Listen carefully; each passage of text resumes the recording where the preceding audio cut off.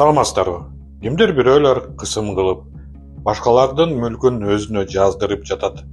Кызматтар, жерлер бүт баары колдон колго өтүп жатат. Бул жөн эле бизнеспи же бир чоң оюнбу? Артында кимдер турат? Ушунун баарын азыр айтып беребиз. Patreon'dan бизди колдоңуздар. Баштадык.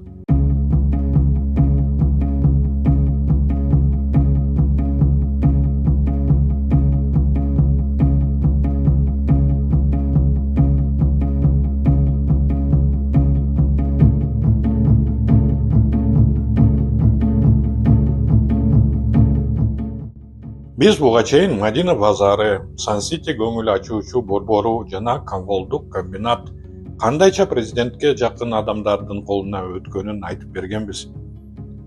Ошол эле иликтөөдө ЖБ заводу жөнүндө да сөз болгон.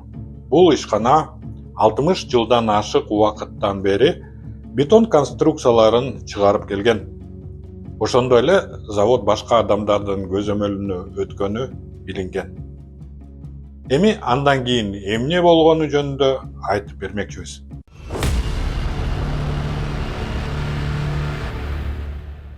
Башында акциялардын чоң бөлүгү Александр Галенко деген кишиге өткөн. Ал Каныбек Туманбаев менен байланышта болгон. Бирок андан кийин оюнга башка жүздөр кошулду. 25-жылдын 9-январында ири акционер болуп Гүлмира Турдалиева чыкты. Анын президенттин досу Арзыбек Бурканов менен байланышы бар. Бир нече күндөн кийин Арстанбек Айдаров деген дагы акциялардын экинчи чоң бөлүгүн алды. Бул киши Буркановдун уулу менен бизнес өнөктөш. Ошентип завод толугу менен Буркановдун айланасындагы адамдардын колуна өттү. Туманбаев менен байланышкан адамдар бул окуядан кийин көрүнбөй калышты.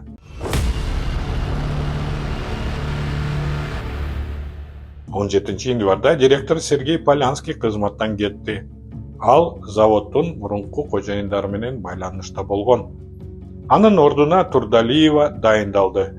Бир айдан кийин директорлор кеңеш толугу менен жаңыртылды. Анын курамына төмөнкүлөр кирди. Нурбек Султанов Бурканов менен чогуу бизнес кылган. Жаныбек Жалалов президенттин администрациясынан.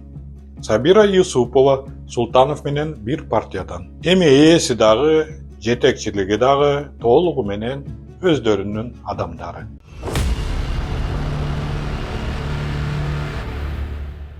Азыр завод иштебей калган, өндүрүш токтогон, жумушчулар кеткен. Жаңы акционер Арстанбек Айдаров ачык эле айтты. Заводдун жери базарга айлантабыз, ижарага беребиз. Анан акцияларды кантип алганын сурашканда мындай деген. Полянский өзү сатууну сунуш кылган. Бурканов менен жөн гана бизнес кылабыз, тууган эмеспиз. Кыскасын айтканда, бетон кереги жок болуп калды. Эми маанилүүсү жер. Ал жер болсо жеке адамдардын колунда. Биздин маалымат боюнча жаңы базардын ар бир чарчы метрин $3000 сатып жатышат.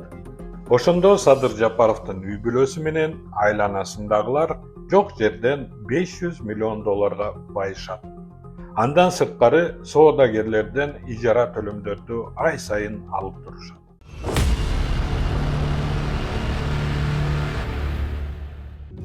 Кыргызстанда азыр байлардын жаңы тобу пайда болуп жатат. Аларга заводдор, базарлар, жерлер жазылып жатат. Бирок чечимдерди алар кабыл албайт. Баары президенттин айланасындагы адамдарга байланыштуу. Кагаз жүзүндө бардыгы президенттин досторуна таандык. Ачындыгында болсо, акчада, бийликте президенттин жана анын жакын адамдарынын колунда. Аягына чейин көргөнүңүздөр үчүн рахмат. Азыр экранда Patreon аркылуу бизди колдоп жаткан адамдардын ысымдары чыгууда.